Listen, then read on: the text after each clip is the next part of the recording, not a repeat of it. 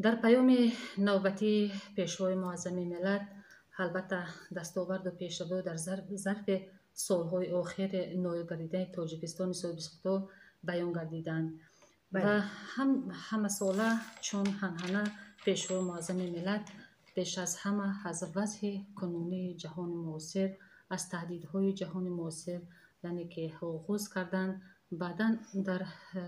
یک سال نقشه که در پیام پیشوای ملت یعنی از پیام تا پیام نقشه ریزی شدند و عملی گشتن آنها رو پیشوای معظم ملت یعنی که نقطه به نقطه حرف به حرف یعنی که به ساکنان پیشنهاد نمودند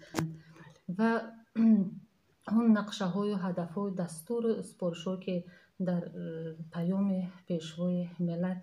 یعنی که تحریزی شدند، یعنی که این تنها برای رشد و نمو و انکشاف کشور عزیزمان روانه می‌گردد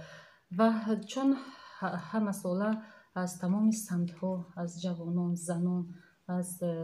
اقتصاد و از اجتماعیات حرف میزنند و یک نقطه حساسی که بیشتر ساکنان آن را انتظار هستند این بلند برداشتن یعنی که معاش، استیپند پرزیدنتی و نفقه و چون این در پیام هرو گردیدن که پیشوای معظم ملت قید نمودن که از 1 سپتامبر سال 2025 معاش ساحه معارف یک ساحه کلیدی می باشد که امروز همه دولت ها یعنی هر یک پیشرفت هر یک دولت از معارف آغاز می یابد. وقتی که پایه معارف مستحکم می باشد البته پایه دولتداری مستحکم می گردد. در 5 سال اخیر کشورمان انفراستراکچور راهسازی خود را به طور نظررس بهتر کرده است و در رده‌بندی جهانی میان 165 کشور به جای 44 رسیده است که این هم یک دستاورد بی‌نظیر محسوب می‌یابد. و حالا از معلمه ارجمند میخواستم بپرسم در سمت فعالیت زنان به کدام از دستاوردها سزاوار هستند در مخصوصا بانوان در ناحیه ورزاب که ما قریب البته ناحیه ورزاب همشفت با شهر دوشنبه هست ولی منطقه های کوهی زیاد دارد سیاحی است و منطقه منطقه سیاحی است که به این مسئله بیشک در پیامی امروزه معظم ملت قید گردید. در حقیقت ناحیه ورزاب ناحیه سیاحی است و امروزها تمامی سیاحان داخلی و خارجی جمهوری البته تمامی مهمان‌هایی که به وطن عزیزمون با تاجیکستان محبوبمون سفر میکنند در کنفرانس‌ها اشتراک میکنند البته از این گوشه زیبا منظر دیارمون ورزاب دیدن مینمایند و امروز شکرگزار از آن هستیم که همه روزه مهمانانی که می آیند البته از این گوشه دیدن می نمایند و معرفگری دولت ما می باشند و امروز ببینید خودتان یک منطقه سیاحی که در موضع سفید دره بنیاد گردیده است تاجیکستان رو در عرصه جهان معرفی نموده ایستاده است و امروز تمام سیاحان تمام اون مهمانانی که می آیند البته از این منطقه دیدن می نمایند و از آسایشگاه خواجه بیگر اگر گیریم در تمام فصل سال فعالیت میکند و تمام سیاحان خدمت میرساند. البته در این جاده فعالیت زنان ناحیه هم دیده می شود چون که امروز طبیبان هستند، همشیره های شفقت هستند یا اینکه در منطقه های استراحتی فعالیت میکنند. اون نفرانی هستند که کوشش نموده ایستادند که همین مهمانانی که به اینجا سفر میکنند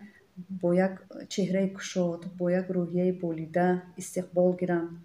و کوشش می نمایند که آن نفرانی که از این موضع ها دیدن می نمایند باز خواهش تکرارن از این منظره های زیبا و دلفریبی ناحیه ورزاب دیدن نمایند و در آینده با اهل و عائله خود با اون رفیقان و خویش و تباران خود البته آمده این موضوع های زیبا این طبیعت ناتکراری وطن عزیزمان رو دیدن نمایند.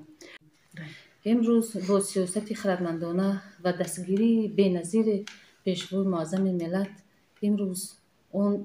دیو دره که اون وقتا مردم تنقیسی میکشیدن به گل دره تبدیل یافت و امروز روی بین المللی یعنی که در ولایت بسیار یعنی که هموار شده است، تعمیر رفته ایستاده است. یعنی ساختمان راه علاقه نزدیکی یعنی که 5 رسیده ایستاده است که امروز ما ساکنان ولایت مختار کوهستان بدخشان به حضور به 9-10 ساعت به می رسیم. و 2 تونلی که امروز ساختمان دارن، یکی علاقه به استفاده داده شد، و یک تونل دیگر قریب 16 کیلومتر راه کوتاه میکند. امروز ما با افتخار ما مردم سربلند کوهستان بدخشان میگوییم که از بنبست کمیونیکاسیونی میبرویم و این البته با دستگیری بی پیشوا معظم ملت است. این پیام امساله نیز پیشوای معظم ملت اقدام گرفتند که خیلی که معلمه گفتن 30% زیاد گردد و سال گذشته نیز معاش وظیفه کارمندان ساحه معارف تندرستی عموما در مجموع 40% زیاد گردید و در این زمینه در شهر اسفره نیز ساحه معارف از جانب مقامات اجرایی حکومت دولتی شهر اسفره دستگیری همیشگی دارد و سال روان در شهر اسفره یک مکتب تحصیلات میانه عمومی در محله نوبنیاد ساخته به استفاده داده شد. همچنین 41 عدد صنفخانه‌های علاوگی ساخته به استفاده داده شدند. پیوتر یک دانشمند بسیار معروف است، یک فیلسوف، میگوید که ملتی که دارای خودشناسی ملی نیست پاروی را میماند که در آن ریشه ملت‌های دیگر سبز میشوند. در اطراف همین شما ببینید شنوندگان عزیز ما که امروز پرزیدنت محبوب کشور با هشدار دادن از زیرکی سیاسی در ادامه پیام از مکتب و معارف از فرهنگ که هستی ملت است یا ابراز داشتن که تمام پیشروی دستاورد و همه پیشروی های دولت و جامعه از علم و معارف ابتدا میگیرد. این خودش یک راهنمایی و هدایت و خودشناسی است که گفتیم که عصرها با ما میراث اومده. همین گونه یعنی با باوری و اعتقاد پرزیدنت محترم ما سزاوار باقی میمانند. و در صحبت ما که یکی از چنین جوانان دولت خاتون حضور دارند،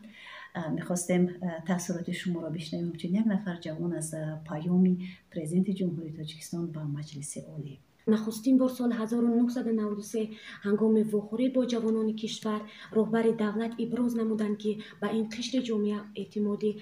مخصوص دارد و در برابر همین قبول گردیدن یک قطار کنسپسیا و استراتژی ها و برنامه های دولتی دلیل از غمخوری های پیوسته رهبر دولت میدهند.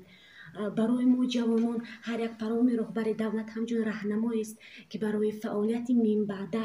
برای ما پیک شادی می‌بیارد و ما از آن سرفرازیم که در زمان استقلال دولتی به دستاوردهای بی‌نظیر نائل گردیدیم. ما جوانان بر آن تلاش می‌ورزیم که من بعدا برای عملی نمودن دستور و راهنمای رهبر دولت